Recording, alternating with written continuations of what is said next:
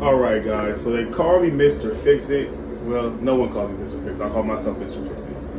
So I'm trying to replace this spout right here, and I'm going to use. I used this because I couldn't find my cutting knife to get rid of the caulking around. However, when I got all the caulking around, I tried to twist it. I'm a pretty strong guy, and that's not untwisted. So I'm gonna have to go get the pipe wrench and see if the pipe wrench will assist me.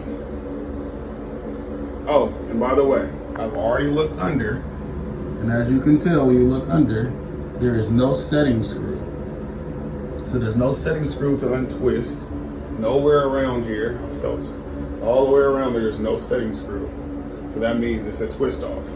So you either have the setting screw, which is under here, to unscrew, and then this slides off and goes on, or you have the unscrew, and this is the unscrew one. This house is probably about the exact same age as I am, which is 41, and almost 41, and this has probably been here the whole time. So it's probably stuck on there. I'm about to get it off of the pipe wrench. All right. See you on the other side. So, guys, here's the pipe wrench. I got a Quality Plus 14-inch heavy duty from China. I got it from my mom. I don't know what she used it for because I never see her fix anything at the house, but here we go. Oh, by the way, just to recap, the tub faucet is stuck.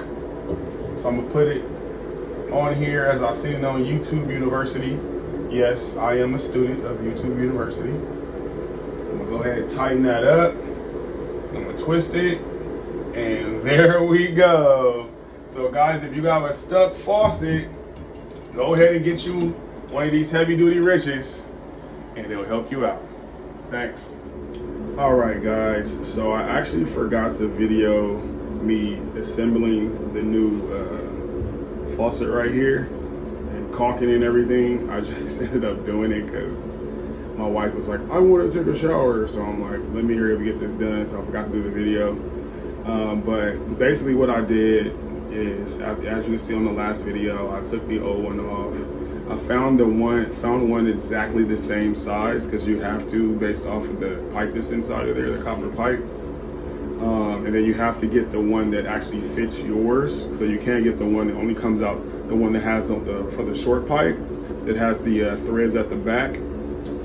So I ended up getting this one with a different stopper for the shower. And if you can see under there, I did get the one that has the screw. However, I'm not using that screw. I twisted it up here. Make sure you put the Teflon tape on the end of the thread and then twist it back down. Teflon tape is there for any application where you're dealing with water, so you can prevent leaks, and then you're good to go. So I'm gonna go ahead and give you guys a preview, and that'll be the end of the video. Here we are.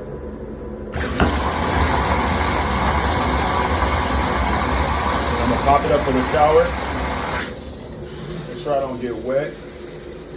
All right.